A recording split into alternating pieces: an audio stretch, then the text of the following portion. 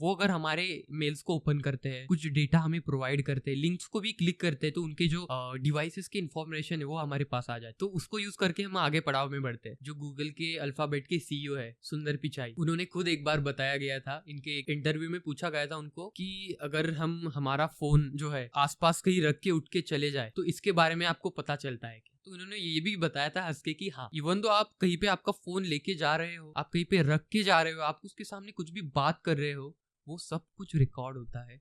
तो अगर आपका आईपी एड्रेस किसी के पास है तो उसके पास आपके कोऑर्डिनेट्स, लोकेशन और आपका जो डिवाइस है, आपने किस ब्राउजर से किया, वो सब कुछ मिल जाता है। आपका कोई सेंसिटिव इन्फॉर्मेशन है, जैसे कि आपने आपके खुद के क्रेडिट कार्ड का ही फोटो गैलरी में रखा हुआ है, वो उनके साथ चला गया। आपने कुछ नोट्स में आपका पासवर्ड सेव करके रखा, वो उनके पास चला गया। फेसबुक, इंस्टाग्राम हैक हुआ, ये हम बहुत सुनते हैं। तो ये हैक नहीं होता अकाउंट, सिंपली जो अटैकर्स है, हैकर्स है, वो उनके जो यूजर नेम पासवर्ड्स है उनको ट्राई करके ब्रूट फोर अटैक ट्राई करते। तो वहां पे मैंने अब तक बहुत बार ये 2FA जो मल्टी फैक्टर ऑथेंटिकेशन से इनको हैक किया हुआ है। तो इसमें सबसे ज्यादा तो 70% मैंने OTP को बाईपास किया हुआ है।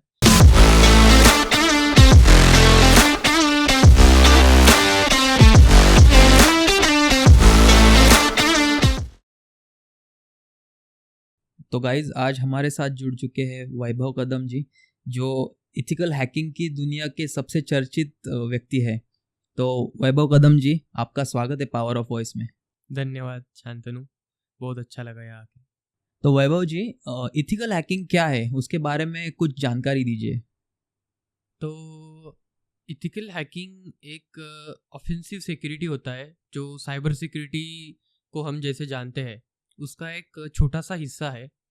और उस ऑफेंसिव सिक्योरिटी का एक हिस्सा है एथिकल हैकिंग, जो कि हमारे अ, अभी जो बाकी चल रहे हैं, बहुत सारे आईटी में डिपार्टमेंट्स है या बहुत सारे अलग अलग तरीके के करियर्स चलते हैं, तो उनमें से एक सिक्योरिटी के नाम से सबसे पहले जो नाम आता है वो आता है हैकिंग का। और वहाँ पे भी हम अगर एथिकली या फिर लीगली बात करें तो एथिकल हैकिंग आता है वहाँ पे। तो एथिकल हैकिंग में बहुत सारी चीज़ें होती है, जैसे कि अभी अगर मान लीजिए हमारे रोज के जीवन में हम बहुत सारी चीज़ें देखते हैं, अभी सारी इंटरनेट से चल रही है, स्मार्ट चीज़ें चल रही है। वहाँ पे एक बड़ा एस्पेक्ट जो आता है वो आता है सिक्योरिटी का। अगर कोई चीज़ स्मार्ट बनाई जा रही है तो वो अगर इंटरनेट से कनेक्टेड है तो उसकी उतनी ही वल्नरेबिलिटी बढ़ जाती है। तो उसको सिक्योर रखने का काम होता है सिक्योरिटी प्रोफेशनल्स का, जिनमें एथिकल हैकर्स का बड़ा योगदान होता है। क्योंकि एथिकल हैकर्स को इन सारी चीज़ों को एक हैकर के पर्सपेक्टिव से हैक करना होता है। जैसे कि मानिए अगर हम कोई डिवाइस यूज़ करते हैं, मोबाइल फ़ोन यूज़ कर रहे हैं, उसमें जो ऑपरेटिंग सिस्टम चल रहा होता है, जैसे कि एंड्रॉयड होता है, iOS होता है, उसमें जो एथिकल हैकर का काम होता है, अगर वो मोबाइल डिवाइस की सिक्योरिटी पे काम कर रहे हैं तो उनको ये देखना होता है कि वहाँ पे हम कौन कौन से तरीके से एक हैकर के नज़रिए से कैसे उसको हैक कर सकते हैं, ताकि कोई हैकर उसको हैक करने से पहले ही हम उसको ढूंढ ले और उसको फिक्स कर ले। तो एथिकल हैकर्स का सबसे बड़ा काम होता है, जो कुछ भी सॉफ्टवेयर्स है, बहुत सारी इंटरनेट से कनेक्टेड चीज़ें हैं, उनको हैकर्स के अलावा खुद से हैक करके सिक्योर कराना। तो एथिकल हैकिंग में वही चलता है। फिर आप कोई भी चीज़ मान लो, एथिकल हैकिंग में सॉफ्टवेयर, हार्डवेयर, सारी चीज़ें आ जाती है। आजकल तो मतलब आपके स्मार्ट वॉच तक हैक हो सकते हैं। तो उससे लेके आपके स्मार्ट ईयरबड्स हो, फ़ोन हो, तो सारी चीज़ें जो कुछ भी इंटरनेट से कनेक्टेड है, ब्लूटूथ से है, वो सारी एथिकल हैकिंग में हैक करके सिक्योर की जा सकती है। तो इथिकल हैकिंग ये जर्नी में आप आए कैसे कैसे, मतलब बचपन से आपका कुछ एम था ऐसे कंप्यूटर्स को लेके या इंटरनेट को लेके, जिसने आपको प्रोत्साहन दिया कि ये इंडस्ट्री में आप आए अभी? एक्चुअली मैंने ऐसा मेरा कुछ मतलब पहले से फिक्स तो नहीं था कि मैं एथिकल हैकिंग में आऊँगा, लेकिन मुझे ये पता था कि मुझे कंप्यूटर्स से लगाव है। तो वो लगाव मुझे यहाँ तक खींचते चला आया। मैंने जब मैं 7वीं कक्षा में था, 7वीं 8वीं कक्षा में हम शुरुआती दौर में तब बहुत सारे पीसी हुआ करते थे, डेस्कटॉप पीसी हुआ करते थे, तब तो लैपटॉप्स उतने मिलते नहीं थे। वही दौर में मेरे पास में भी घर में एक पीसी था। तो उसमें हम यही होता था बचपन में, हम गेम्स खेलने की आदत। तो पीसी देखते ही हमें वो रहता है मन में कि हमें इसमें गेम्स खेलने हैं, कुछ करना है, देखना है। वो जो एक्साइटमेंट रहती है, उत्साहित रहता है, वो हमारा जो मन रहता है उस टाइम पे, तो वही मेरा भी था। तो जैसे ही मुझे एक डेस्कटॉप पीसी पे वर्क करने मिला, वो यूज़ करने मिला, तो मैंने उसको बहुत सारी छोटी छोटी चीज़ें देखने में, समझने में इस्तेमाल किया। वहाँ पे सबसे पहले तो मैं जो गेम्स आते थे, तो वो पहले से ही इंटरनेट पे उतने उपलब्ध नहीं थे उस टाइम पे। तो उनको बहुत सारी जगहों से जाके डाउनलोड करना होता था। टॉरेंट आपने सुना होगा, तो वो रहता था। इसका कंसेप्ट अभी अभी ज़्यादा चलता है, पहले नहीं था। तो मैं उस समय से वो सारी चीज़ें करता आ रहा हूँ। तो तब मैं तो सिंपल जो गेम्स में कुछ फाइल्स रहती थी, जो हम अभी सुनते कि गेम्स हैक होते हैं, गेम्स मॉड होते हैं, मॉडिफाई किए जाते हैं, जो मोस्टली अब हम देखते हैं कि एंड्रॉयड वगैरह में जो इंटरनेट पे एपीकेज मिलते हैं, जिसमें कि गेम्स में बहुत सारी चीज़ें आपको अनलिमिटेड मिली जा रही है। तो वैसे मैं उस टाइम पे छोटे छोटे गेम्स की एक फाइल्स आती थी, उनको डीएलएल बोला जाता है। तो डीएलएल फाइल्स में वो जो कुछ भी ये चल रहा है, गेम का कॉन्फ़िगरेशन, वो सारा उनसे लिंक किया जाता है। उनको डायनेमिक लिंक लाइब्रेरी बोलते हैं। तो वो डीएलएल फाइल्स मैं एक्सेस करता था, जबकि मुझे कोई नॉलेज नहीं था कि वो क्या होती है। मैंने बस इंटरनेट पे देख के, थोड़ा सा सर्च करके वो पता चला है कि ऐसे होता है। तो उसको मैं थोड़ा बहुत मॉडिफाई करके, चेंज करके गेम्स थोड़े बहुत हैक कर लेता था। तो वहाँ पे वो जो एक्साइटमेंट है वो मेरी बढ़ती चली गई। मैंने सोचा कि क्यों नहीं मैं इसको एज अ करियर देखूँ। आगे जाके अगर मुझे एक कंप्यूटर या सॉफ्टवेयर की दुनिया में काम करने मिलेगा, तो मैं ज़रूर इसी चीज़ को एज अ करियर मानूंगा। तो ऐसे मेरा जो कुछ पढ़ाव था चालू हुआ था। क्या आप हमें कुछ कॉमन ऐसे टेक्निक्स हैकिंग के कुछ बता सकते हैं ऐसे? अ, वैसे तो आमतौर अभी हमारी जो ज़िंदगी है उसमें बहुत सारी चीज़ें हैं जो हम बोलेंगे कि हैकेबल होती है, वल्नरेबल होती है। तो सबसे जो बड़ा लिंक होता है, हम हमारे हैकिंग के दुनिया में ये माना जाता है कि सबसे वीक लिंक है जो हमारी दुनिया में, वो है मनुष्य, ह्यूमन इटसेल्फ। तो अगर आप किसी ह्यूमन को मैनिपुलेट कर पा रहे हैं, तो वहीं से आपको उनके पास रहे तकनीक या जो कुछ भी टेक्नोलॉजी है उसको मैनिपुलेट करने में ज़्यादा टाइम नहीं लगता। तो सबसे ज़्यादा जो टेक्निक अभी यूज़ होती है, जो इथिकल नहीं है, वो होती है सोशल इंजीनियरिंग। सोशल इंजीनियरिंग में जैसे हम आज देखते हैं कि आजकल के दौर में स्कैम, फ्रॉड, साइबर क्राइम बहुत बढ़ गया है। उसका सबसे बड़ा कारण है कि आजकल की जनरेशन है, या फिर हमारे कुछ पुराने जनरेशन में से लोगों को अभी जो नई टेक्नोलॉजी मिल रही है, उसमें जो पावर है, उसमें जो कैपेबिलिटी है, वो बहुत ज़्यादा है। और वो समझने में और उसको संभालने में आपको बहुत सारी चीज़ें पता होनी चाहिए। जैसे भी अभी हम सिक्योरिटी के दौर पे बताया जाता है, जन जागरूकता जब होती है, उसमें बताया जाता है कि आपको कोई भी आई अननोन लिंक पे क्लिक नहीं करना है, किसी भी आया हुआ अननोन कॉल्स को उठाना नहीं है, या फिर आप उसको कोई सेंसिटिव इन्फॉर्मेशन ना पास करें। तो हम अगर देखते हैं तो सोशल इंजीनियरिंग उसी को यूज़ करती है। इसका सोशल इंजीनियरिंग का मतलब होता है, आप किसी भी नज़दीकी या फिर कोई भी इंसान को सबसे पहले उसके बारे में जानते हैं। तो उसको अगर आपको उसकी कोई भी चीज़, या फिर वो कोई किसी ऑर्गेनाइजेशन से बहुत इम्पोर्टेंट रिलेटेड है, तो उस इम्पोर्टेंस को मैनिपुलेट करने के लिए हम उन इंसान को टारगेट करते हैं। तो सोशल इंजीनियरिंग में अगर मान लीजिए कोई बड़ी कंपनी में है, कोई सीईओ है, या फिर कोई बड़े मैनेजमेंट लेवल के अधिकारी है, अगर हमको उस कंपनी का कोई चैलेंज, मतलब हैक करना है, कोई सॉफ्टवेयर वगैरह ये करना है, तब हम ट्राई करते कि उसका डेटा हमें ज़्यादा से ज़्यादा मिले।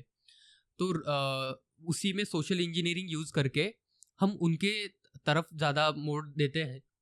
बहुत सारी चीज़ें हैं, उन्हीं से हम डेटा निकाल लेते हैं। जैसे कि उनको ईमेल करना, जो कि बहुत ऐसे आजकल के दौर में ईमेल तो पहचान जाते हैं, फिर भी ईमेल इतना जेन्युइन लगे, ओरिजिनल लगे, कि वो इंसान उसको जान ही ना पाए। तो हम वैसे ईमेल्स ड्राफ्ट करते हैं। उसके लिए एक सोशल फिशिंग कैंपेन होता है, उसको यूज़ करके हम ट्राई करते हैं कि वो बड़े अधिकारी जो है, ऑफिसर्स है, मैनेजमेंट लेवल के लोगों को टारगेट करे, और उनसे कुछ वो अगर हमारे मेल्स को ओपन करते हैं, कुछ डेटा हमें प्रोवाइड करते हैं, लिंक्स को भी क्लिक करते हैं, तो उनके जो डिवाइसेस की इंफॉर्मेशन है वो हमारे पास आ जाती है। तो उसको यूज़ करके हम आगे पड़ाव में बढ़ते हैं। तो सोशल इंजीनियरिंग अभी जो पेमेंट्स के फ्रॉड होते हैं, बहुत सारी चीज़ों में फ्रॉड होते हैं, वो उसी के दौरान होते हैं, उसी को यूज़ करके किए जाते हैं। दूसरा होता है अभी लीगल जो है, वो होता है पेनिट्रेशन टेस्टिंग, जो सारी कंपनीज करवाती है। सोशल इंजीनियरिंग के भी कैंपेन्स होते हैं फिशिंग वगैरह के, लेकिन वो बहुत कम किए जाते हैं। बट पेन टेस्टिंग जो बोला जाता है, पेनिट्रेशन टेस्टिंग, इसके कैंपेन्स बहुत ज़्यादा किए जाते हैं। तो ये जो चीज़ है, ये सारी कंपनीज में एक सिक्योरिटी टीम भी होती है। इसके अलावा ये बहुत सारी सिक्योरिटी कंपनीज के थ्रू सर्विसेज लेती है। तो उसमें जो अभी पेनिट्रेशन टेस्टर जो होता है, उनका रोल यही होता है कि एक हैकर्स के पर्सपेक्टिव से वो उनके कंपनी या ऑर्गेनाइजेशन की पूरी सिक्योरिटी चेक करे, उनके इंफ्रास्ट्रक्चर को हैक करने के लिए ट्राई करे, और उसमें जहाँ जहाँ कमियाँ मिलती है वो उनको रिपोर्ट करे, ताकि वो कोई जो इलीगल हैकर्स होते हैं, बैड एक्टर्स होते हैं, वो उस डेटा को एक्सेस करने से पहले ही उनको सेफ गार्ड कर दे। तो ये भी बहुत सारी चीज़ें आती है। तो हैकिंग के साथ इतने सारे चीज़ें जुड़े हुए हैं, तो लोग इसको पहचान कैसे सकते हैं? इसके लिए आप कुछ बताना चाहेंगे? अभी तो मैं बोलता हूँ कि जन जागरूकता सबसे बहुत अहम हिस्सा है इसका, जो हम कर सकते हैं।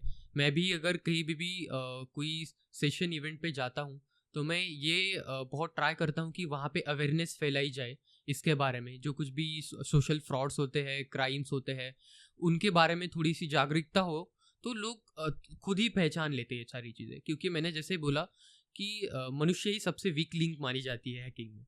तो इसलिए आप अगर खुद से ये सारी चीज़ों को जानते हैं और उस पर कुछ पैरामीटर्स आप करते हैं, सेट करते हैं, जैसे कि अगर आपको कोई अननोन कॉल आए तो उसको आप ना उठाया भी जाता है, कोई इम्पोर्टेंट हो, तो उसको आप खुद से जानना चाहिए कि वो कॉल आपके कौन सी चीज़ों को मैनिपुलेट कर रहा है। तो क्या आपसे कोई इम्पोर्टेंट इन्फॉर्मेशन ले रहा है, या फिर वो सिर्फ कोई सिंपल इन्फॉर्मेशन के लिए कॉल किया जा रहा है, या कोई जांच पड़ताल के लिए किया जा रहा है। तो वो आप जान सकते हैं, सबसे पहला। सेकंड होता है किसी भी लिंक या फिर कोई भी तरफ से आपको कोई डेटा मांगने के लिए कुछ आ रहा है, SMS कंफर्मेशन हो, आपको ईमेल हो, चाहे व्हाट्सएप पे। आज देखते हैं आज के दौर पे मार्केटिंग या एडवर्टाइजमेंट के नाम पे भी बहुत सारे कैंपेन्स होते हैं, जहाँ पे जो बैड एक्टर्स है इलीगली डेटा कलेक्ट करते हैं। तो उस डेटा को यूज़ भी करते हैं, बेचते हैं। तो वो ना हो, इसके लिए हमें ज़्यादा से ज़्यादा ये अननोन लिंक्स पे नहीं क्लिक करना है, कहीं अननोन जगहों पे अपना डेटा नहीं देना है।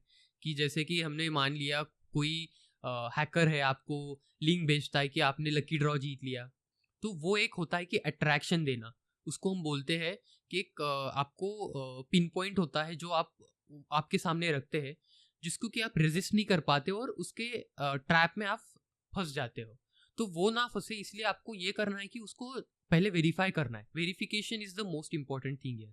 तो वहाँ पे आपको वेरीफाई करके पता चलाना है कि वो जेन्युइन सोर्स है कि नहीं, अगर कोई कंपनी है जेन्युइन है कि नहीं, वो अगर कोई इंसान है तो वो किस लिए कर रहा है, वो जान लेना है। उसी के बाद भी वो चीज़ करनी है। सबसे पहले तो किसी को अपना डेटा देना ही नहीं है, जब तक कि वो आप खुद ना दे रहे हो कोई ऑर्गेनाइजेशन को, वो भी खुद से जाकर।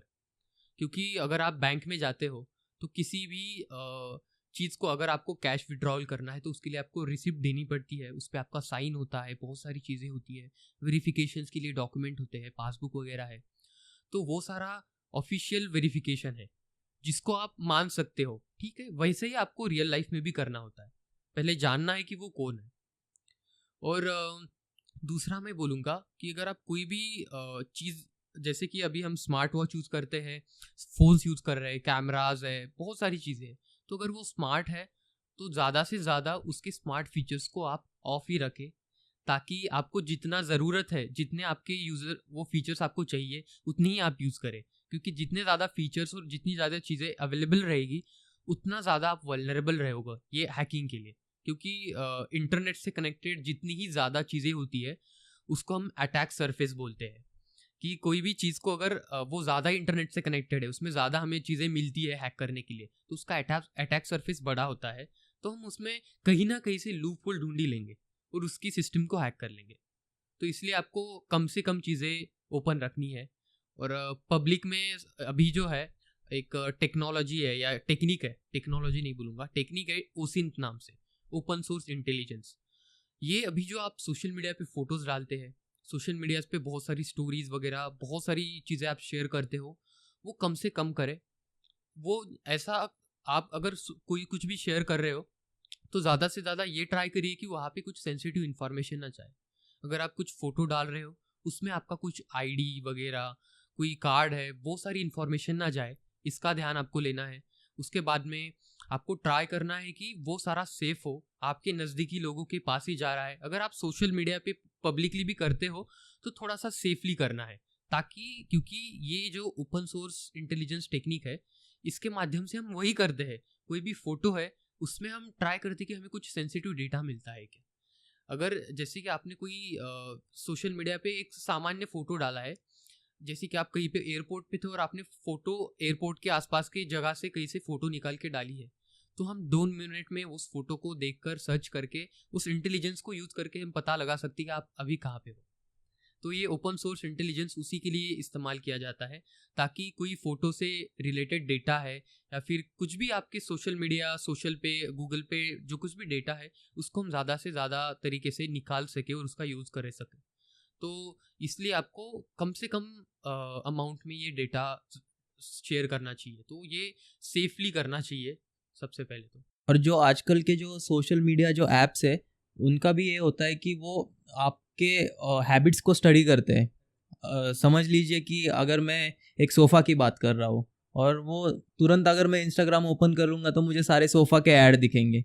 तो इसको भी कैसे डील करना है? एक्चुअली ये सबसे बड़ा प्रॉब्लम है, वो हमारे ऑपरेटिंग सिस्टम्स में है।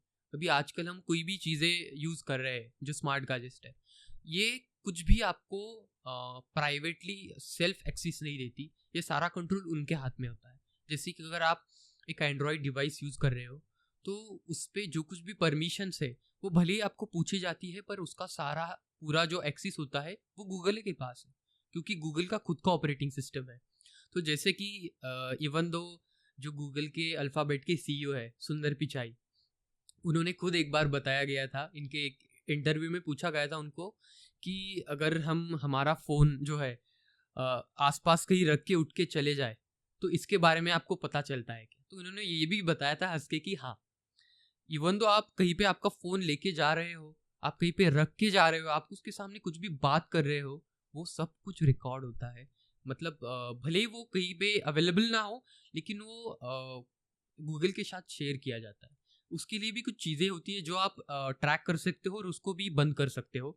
गूगल सेटिंग्स में जो गूगल का अकाउंट होता है आपका, सबसे बड़ा सारी ऐप्स में वो शेयर किया जाता है। तो उसके अंदर जो सेटिंग्स होती है, उनका योगदान बहुत बड़ा होता है इसमें। तो आपकी प्राइवेसी अगर आपको सेव करनी है, तो आपकी गूगल अकाउंट के सेटिंग्स में चेंजेस करने होते हैं। जैसे कि उसमें आपको प्राइवेसी में ऐप्स है या फिर वेबसाइट्स है, उनको ट्रैक ना करने का ऑप्शन होता है, जो आप ऑन करके रख सकते हो, जिससे कि जो कुछ भी थर्ड पार्टी एप्लीकेशंस होंगे या फिर कोई भी वेबसाइट आप विजिट कर रहे हो, इंटरनेट यूज़ कर रहे हो, तब उनके पास आपका डेटा नहीं जाता, वो आपका लोकेशन भी ट्रैक नहीं कर सकते। दूसरा होता है सेफ ब्राउजिंग। अगर आप इंटरनेट को यूज़ कर रहे हो, मैं ज़्यादा से ज़्यादा ये रिकमेंड करूँगा कि आप जो इनकॉग्निटो मोड होता है ब्राउज़र्स में, वो इस्तेमाल करें, ताकि उसमें बहुत कम तरीके से आपका डेटा शेयर किया जाता है वेबसाइट के साथ।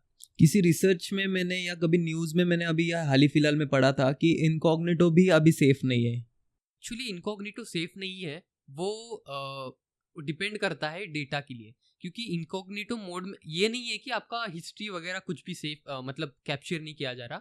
इनकॉग्निटो मोड का ये मतलब होता है कि आपकी आइडेंटिटी थोड़ी सी छुपाई जा रही है।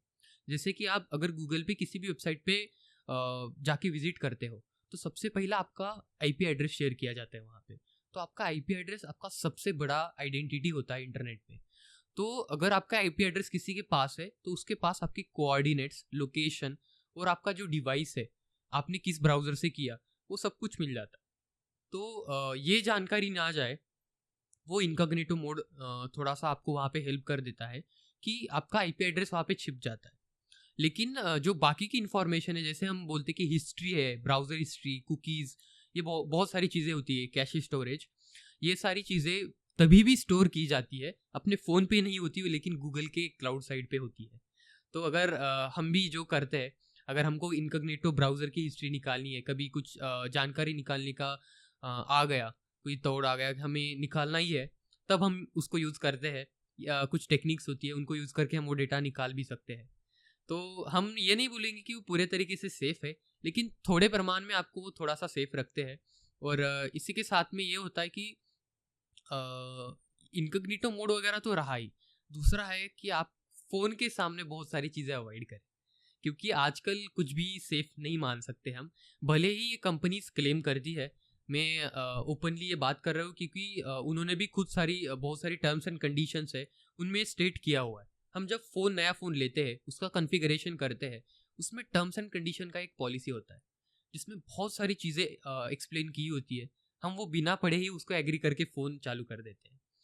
तो इसीलिए हम उसको, जो कुछ भी वो कंपनीज़ है, वो ऑर्गेनाइजेशंस है, उनको कुछ भी कंप्लेन नहीं कर सकते इसके बारे में, क्योंकि उसको हमने ग्रांट किया हुआ है, परमिशन दी हुई है। तो भी हम कोई भी इसको थोड़ा बहुत रोकने के लिए मैं ये बोलूँगा कि आप ज़्यादा से ज़्यादा जो कुछ भी थर्ड पार्टी ऐप्स होती है, अगर वो जेन्युइन ऐप्स है, उन पे अच्छे फीडबैक्स है, वो अगर अच्छी हो, तभी आप उनको डाउनलोड करें। उनको, अगर आपको उसकी ज़रूरत हो तभी आप उसको यूज़ करें, बिना ज़रूरत के उनको डाउनलोड ही ना करें। क्योंकि अगर आप कोई भी नया ऐप लेते हैं, तो उनकी कुछ परमिशंस होती है जो आपको अलाउ करनी पड़ती है, उसके बगैर वो ऐप चालू नहीं होता। तो वहाँ पे कम से कम परमिशन दी जाए, जिसके हिसाब से आपका डेटा बच सके। जैसे कि अगर आप कोई ऐप डाउनलोड करते हैं, वो आपकी कॉन्टैक्ट इन्फॉर्मेशन तक मांग रहे हैं, तो मैं बोलूँगा कि वो आप थोड़ा सा अवॉइड करें, क्योंकि अगर आपका कॉन्टैक्ट इन्फॉर्मेशन तक वहाँ शेयर हो रहा है, तो वो सेफ़ नहीं है। तो वो आपका वो डेटा कहीं पे भी यूज़ कर सकते हैं, आपके कॉन्टैक्ट्स को कुछ भी ट्राई कर सकते हैं अप्रोच करने के लिए। आपकी चीज़ें, जो मैंने बोला सोशल इंजीनियरिंग, वहाँ पे ये सारी चीज़ें यूज़ हो सकती है। और ऐप्स जो है ना, वो सीधा-सीधा उनके एड रेवेन्यूज़ पे या फिर डेटा रेवेन्यू पे डिपेंडेंट रहती है। क्योंकि अगर उनका सब्सक्रिप्शन मॉडल नहीं है, तो वो ये डेटा के बेस पे ही जो कुछ भी मॉनेटरी अमाउंट एक्वायर करते हैं, वो इसी से होता है। तो इसके लिए ज़्यादा से ज़्यादा परमिशंस को आप कम रखें। जैसे कि अगर आप iOS डिवाइस यूज़ करते हो, तो उसमें एक मैं बोलूँगा कि एप्पल भी उतना टोटली सेफ़ नहीं है, बट उसमें कुछ परमिशंस आपके हाथ में है, जो गूगल आपको नहीं देता, वो है। जैसे कि अभी जो आपने एड्स के बारे में बोलता, तो आप कोई भी आपके फ़ोन में अगर कुछ भी चीज़ के बारे में बोलते हैं, उसके माइक्रोफ़ोन के थ्रू वो सुन लेता है। तो वही ऐड सारे गूगल से कनेक्टेड जितने भी ऐप्स हैं, उनमें शेयर किया जाता है। ये आपको दूसरे ऐप्स में कम मिलेगा, क्योंकि दूसरे ऐप्स को आपका जो एक्सेस है, उतना परमिशंस है, वो नहीं होती। लेकिन अगर आप गूगल का ही ऑपरेटिंग सिस्टम यूज़ कर रहे हो एंड्रॉयड, तो उनके पास पूरी परमिशन है ये सारी चीज़ें जानने की। तो उसी को इस्तेमाल करके आपका माइंड मैनिपुलेट कर सकते हैं। इसके आधारित एक वेब सीरीज़ भी आती है, सोशल डिलेमा नाम का एक बहुत अच्छा तरीके से बनाया हुआ वेब सीरीज़ है, जिसमें ये सारी चीज़ें बताई है कि कैसे आपके माइंड को ये जो बहुत सारी बड़ी बड़ी कंपनीज़ है, आपकी चीज़ें सुनकर आपको मैनिपुलेट कर सकती है। तो ये मैं बोलूँगा थोड़ा बहुत ब्रेन वॉश जो होता है, वो हो सकता है इसके थ्रू। तो ये जो मॉड ऐप्स होती है जो हम एंड्रॉयड में यूज़ करते हैं, जिसको सब्सक्रिप्शन नहीं लेना है या किसी को ऐसे ही यूज़ करना है उसको प्रीमियम फैसिलिटीज़, तो ये सारी ऐप्स क्या उतनी खतरनाक होती है? ज़रूर, बिल्कुल होती है, क्योंकि कोई भी अपने बिना फ़ायदे के अलावा कुछ भी अवेलेबल नहीं करता। तो कुछ भी चीज़ फ्री नहीं होती, उसके साथ में एक बेट होती है, तो हम इसको क्लिक बेटिंग बोलते हैं। तो अगर आप किसी भी चीज़ को फ्रीली एक्वायर कर रहे हैं, कोई भी चीज़ यूज़ करना चाह रहे हैं, अगर मॉड एपीकेस की ही बात करें, वो अगर आप जब डाउनलोड करते हैं, उसके साथ में कुछ एक्स्ट्रा फाइल्स होती है, जिसे हम बोलते हैं मालवेयर। तो कोई भी जो ये ऐप्स बनाई जाती है, मॉड एपीकेस बनाए जाते हैं, ये मॉडिफाइड एपीकेस बनाता कौन है, इसका हमें कुछ भी पता नहीं होता। जैसे कि अगर हम ये ऑफिशियल प्ले स्टोर से डाउनलोड करें, तो वहाँ पे जिसने ऐप बनाई हुई है, उसका कॉन्टैक्ट, किसने बनाया हुआ है, सब कुछ दिया होता है, ये जानकारी। लेकिन आपको जो कुछ अब इंटरनेट से अवेलेबल ऐप्स है, एपीकेस है, डाउनलोड करते हैं, ये आपको नहीं होती वहाँ पे। ये जानकारी अगर ना हो, तो आपको पता नहीं है कि वो ऐप कितनी हद तक सेफ है। उसमें भले ही आपको फ्री चीज़ें दी जा रही है, लेकिन उसके साथ में कुछ एडिशनल मालवेयर की फाइल्स ऐड की जाती है, जिससे उनको आपका वो ऐप यूज़ के समय करते समय आप जो कुछ भी डेटा डालते हो, वो सारा डेटा उनके पास चला जाता है। तो ये बहुत बड़ा क्लिक बेट है। इसलिए मैं किसी भी व्यक्ति को अगर ये कोई भी आप फ्री डेटा चाह रहे हो तो मैं सीधा सीधा मना कर देता हूँ। अगर कोई चीज़ पैसे लग रहे किसी चीज़ के तो वो इसी कारण लग रहे क्योंकि वहाँ पे आपकी प्राइवेसी मेंटेन की जा रही है। अगर आप उसको मॉड एपीकेस के वाया अगर एक्सेस करना चाहते हैं तो वो बिल्कुल भी सेफ नहीं है। अगर वो इंटरनेट पे अवेलेबल है, आप इंटरनेट पे उसको एक्सेस कर सकते हैं, वो थोड़ा बहुत सेफ रहेगा, लेकिन उसको आपके फ़ोन में डाउनलोड करके यूज़ ना करें, यही मैं रिकमेंड करूँगा। और ये मॉड एपीके जो हम यूज़ करते हैं, तो क्या वो एपीकेस हमारा पेमेंट का जो पासवर्ड है ये सब चीज़ें भी ट्रैक कर सकता है? बिल्कुल। इसके लिए अगर वो ऐप बना रहे हैं, एक तो होता है नॉर्मल मॉडिफिकेशंस होता है, कुछ लोग होते हैं वो बस ऐसे ही, मतलब जैसे कि कुछ मैं बोलूँगा हैकर्स भी होते हैं जिनको कि किसी इंटेंशन के साथ वो कंपनी को टारगेट करते हैं। जैसे कि किसी कंपनी ने कुछ अच्छा प्रोडक्ट या कोई ऐप है जो पेड अवेलेबल कराया हुआ है Google play store, Android app store में, तो उसको उनको अटैक करना होता है या इनको उस इंटेंशन के साथ उस कंपनी की इमेज जो है डाउन करनी है, इसके इंटेंशन के साथ वो ऐप को फ्रीली अवेलेबल करते हैं। तो उसमें वो थोड़े बहुत मॉडिफिकेशंस करके अवेलेबल करते हैं। ऐसे जो बैड एक्टर्स होते हैं या हैकर्स होते हैं, उनका इंटेंशन पेमेंट वगैरह ये सारी चीज़ें कलेक्ट करना नहीं होता है, उनको पैसे नहीं चाहिए होते, उनको सिर्फ डिफेम करना होता है। तो वो इंटेंशन मैं बोलूँगा वहाँ पे आप मतलब कम ही चांसेस है ये सारा डेटा जाए। लेकिन दूसरी तरफ ऐसे भी कुछ लोग हैं कि जो कि ज़्यादा से ज़्यादा तरीके में मैं बोलूँगा कि 90% हैकर्स वही होते हैं जिनको पैसे चाहिए, इससे इन सारी चीज़ों का मुनाफा चाहिए। तो वहाँ पे ये लोग क्या करते हैं कि अगर कोई भी ऐप फ्री में अवेलेबल है, उसमें आपको आपका जो पेमेंट डेटा है, आप अगर लोकल ऐप्स भी यूज़ कर रहे हैं, वहाँ पे आपका कोई डेटा सेव है, इनके पास आपका गैलरी का एक्सेस है, वहाँ से वो सारी इमेजेस को एक्सेस कर सकते हैं और वही इमेजेस वो उनके क्लाउड पे उनकी तरफ डाउनलोड भी कर सकते हैं। इसके थ्रू आपका कोई सेंसिटिव इन्फॉर्मेशन है, जैसे कि आपने आपके खुद के क्रेडिट कार्ड का ही फोटो गैलरी में रखा हुआ था, वो उनके साथ चला गया। आपने कुछ नोट्स में आपका पासवर्ड सेव करके रखा था, वो उनके पास चला गया। तो आपके लोकल डिवाइसेस के जो कुछ भी क्रॉस एप्लीकेशंस है, उनका एक्सेस उनके पास चला गया। तो इसके थ्रू उनको पेमेंट की जानकारी भी मिल सकती है, आपका क्रेडिट कार्ड इंफॉर्मेशन, और दूसरा होता है PII, जिसको हम बोलते हैं पर्सनल आइडेंटिफाइबल इंफॉर्मेशन। तो ये आज के युग में या आज के करंट टाइम में मैं बोलूँगा कि सबसे ज़्यादा सेंसिटिव चीज़ जो मानी जाती है पूरे वर्ल्ड में, तो वो होता है डेटा। और उसमें सबसे क्रूशियल होता है PII, जो कि हमारे कुछ भी मतलब जो लोग हैं वो लोगों का जो डेटा होता है, पर्सनल डेटा, उसको PII बोलते हैं। जैसे कि आपका फ़ोन नंबर है, एड्रेस है, ईमेल है। अगर आपने खुद से कंसेंट दिया हुआ है शेयर करने के लिए तो ठीक है, लेकिन नहीं दिया हुआ तो उसको टोटली प्राइवेट रखना होता है। जैसे कि अभी हमने फिलहाल में एक ब्रीच हुआ था, डेटा ब्रीच एम्स दिल्ली, जो कि अपने इंडिया का सबसे बड़ा जाना माना अस्पताल हम मानते हैं। इतने बड़े हॉस्पिटल का डेटा चुराया गया, तो वो इतना क्रूशियल क्यों था? और उन लोगों ने बहुत बड़ी मांग की थी पैसे की, हैकर्स ने। तो वहाँ पे ये क्यों हुआ था?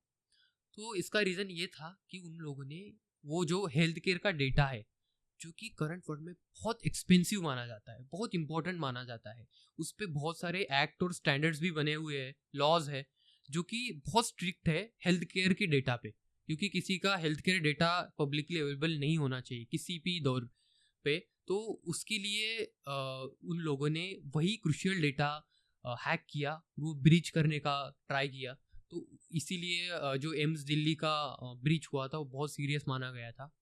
उसमें हैकर्स ने उस अस्पताल के सर्वर्स को हैक कर लिया था और काफ़ी दिनों तक उन सर्वर्स को उनके पास लेके रखा था। वहाँ से डेटा उन्होंने बहुत सारा डाउनलोड किया लोगों का, और बाद में फिर एम्स दिल्ली को कुछ हद तक उन्होंने ट्राई किया उसको सेव करने के लिए, लेकिन आखिर में उनको उनका पूरा सर्वर बंद करना पड़ा कुछ दिनों के लिए, और फिर से उसको रिस्ट्रक्चर करना पड़ा सिक्योर करने के लिए।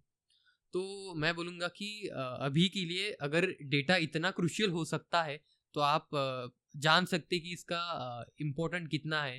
तो इसकी जो महत्व है वो आपको समझना चाहिए, और उसी के हिसाब से आपको खुद का डेटा भी सेफ रखना चाहिए। क्या आप हमें कुछ कॉन्सेप्ट्स या हैकिंग के, इथिकल हैकिंग के टूल्स कुछ बता सकते हैं, या कुछ बिगिनर्स के लिए बता सकते हैं कुछ? ज़रूर ज़रूर। तो क्या होता है, अभी अगर हम इंटरनेट पे ही देखें तो अभी के दौर में बहुत सारी चीज़ें अवेलेबल की जा चुकी है, जिसमें एथिकल हैकिंग के ज़्यादा से ज़्यादा जो टूल्स आते हैं, कंसेप्ट्स आते हैं, वो फ्रीली अवेलेबल है। लेकिन इनको स्ट्रक्चर्ड वे में प्रेजेंट नहीं किया हुआ है, क्योंकि अगर आप कोई 10वीं कक्षा में 11वीं कक्षा में पढ़ने वाला एक स्टूडेंट है, वो एथिकल हैकिंग के बारे में या फिर जो लीगल साइबर सिक्योरिटी की फील्ड है उसमें करियर बनाना चाहता है, उसके बारे में जानना चाहता है, तो वो अभी अवेलेबल नहीं है। और इसके लिए आपको जब आप पूरी तरीके से एक अच्छी फील्ड में जाते हो, जैसे कि मैं इंजीनियरिंग की बात करूं, तो आप अगर कंप्यूटर इंजीनियरिंग के थ्रू जाते हैं, वहाँ पे आप cyber security as a major लेके ये सारी चीज़ें पढ़ते हैं, तभी आप इनको समझ सकते हैं। तो इसके लिए आपको 3 कंसेप्ट्स होते हैं जो बहुत इंपॉर्टेंट है समझने के लिए। आपको सबसे पहले तो जानकारी होनी चाहिए इंटरनेट की। तो जो अभी बहुत सारी चीज़ें हम बोल रहे हैं कि इंटरनेट से कनेक्टेड है, तभी हम उनको हैक कर सकते हैं। तो आपको ये समझना चाहिए कि इंटरनेट क्यों चाहिए, वो कैसे वर्क होता है। जैसे कि अगर हमारा फ़ोन यूज़ कर रहे हैं हम, वो इंटरनेट से कनेक्टेड है, वो हम ब्राउज़र वगैरह पे जा रहे हैं, उससे हम ब्राउजिंग कर रहे हैं, तो वो किस तरीके से हैक की जा सकती है। तो उसके नीचे का जो रीज़न है वो है इंटरनेट। तो इंटरनेट कैसे वर्क हो रहा है, हमारा डेटा कैसे वो एक्सेस कर पा सकते हैं, वहाँ पे वो कैसे हैक कर सकते हैं, उसके लिए आपको वो जानना पड़ेगा कि वेबसाइट्स कैसे वर्क होती है। इस पे 2 साइड्स होती है, एक होती है क्लाइंट साइड, दूसरी होती है सर्वर साइड। हम अभी के दौर में जो कुछ भी सारी वेबसाइट्स देख रहे हैं, ये 2 ही कंसेप्ट्स पे चलती है। आपके तरफ से आप जो कुछ भी इंटरफेस देखते हैं वेबसाइट का, जो कोई भी वेब पेज है, जस्ट मानिए कि आप कोई बैंक के वेब पेज पे गए नेट बैंकिंग के लिए, वहाँ पे जो पेज आता है उसको बोलते हैं यूआई। तो यूआई इंटरफेस होता है, यूज़र इंटरफेस, तो वो क्लाइंट साइड माना जाता है, तो वो आपकी तरफ अवेलेबल है। लेकिन उसका एक बैकएंड भी होता है जो कंपनी की तरफ, उसको बोलते हैं हम सर्वर, जहाँ से सारी ये जो जानकारी है, जो जानकारी का ट्रांसफ़र हो रहा है, जो कुछ भी कम्युनिकेशन हो रहा है, वो सर्वर के साथ होता है। तो ये बहुत क्रुशियल कंपोनेंट होता है। सर्वर को इसीलिए बैकएंड में रखा जाता है, सेफ रखा जाता है, ताकि वहाँ से कुछ भी इंफॉर्मेशन फ्रंट एंड पे ना आए, पब्लिकली अवेलेबल ना हो। तो आपको ये इनके बीच में जो कम्युनिकेशन होता है, ये कैसे होता है वो समझना बहुत इंपॉर्टेंट है। और ये कम्युनिकेशन सेव करने के लिए बहुत सारी तकनीक्स होती है, जैसे आपने कभी इनक्रिप्शन सुना होगा। हाँ। इनक्रिप्शन वर्ड अभी हम अगर सिक्योरिटी की बात करें तो बहुत जगह पे आता है। तो इसका ऑकरेंस क्यों है, क्योंकि इनक्रिप्शन जो है, अभी कुछ भी डेटा का ट्रांसमिशन चल रहा है, डेटा एट ट्रांजिट और डेटा एट रेस्ट 2 तरीके से होता है। डेटा एट रेस्ट जो होता है उसको हम क्रिप्टोग्राफी को यूज करके, हैशिंग को यूज करके सेव करते हैं। लेकिन जो ट्रांजिशन में है उसको हम कैसे सेव करें, तो उसके लिए इंक्रिप्शन यूज करते हैं, जो कि प्लेन डेटा को साइफर डेटा, मतलब एक रैंडम डेटा होता है, उसमें कन्वर्ट करता है जब तक वो ट्रांसमिट हो रहा है। उसके लिए बहुत सारी तकनीक्स यूज होती है, एल्गोरिदम्स यूज होते हैं, जो कि क्लाइंट साइड से जब भी आपका डेटा जा रहा है, जैसे कि आप नेट बैंकिंग में आपकी खुद की क्रेडेंशियल्स डालते हैं, user name, password, pin code, OTP, वो डेटा सर्वर के पास जाने तक वो साइफर टेक्स्ट में कन्वर्ट किया जाता है। और वो जब सर्वर के पास जाता है तो उनके पास में वो एल्गोरिदम की होती है, जिससे वो डेटा डिक्रिप्ट होता है, और वो फिर उसको पूरा कुछ भी जो प्रोसेस है वो कर लेते हैं, ताकि बीच में उसको कोई ट्रैक ना कर पाए। राइट। बीच में उसको कोई एक्सेस ना कर पाए, अगर उनको मिले भी अगर वो डेटा, तो वो समझ ना पाए उस डेटा को, क्योंकि वो डेटा विदाउट की के डिक्रिप्ट नहीं किया जा सकता।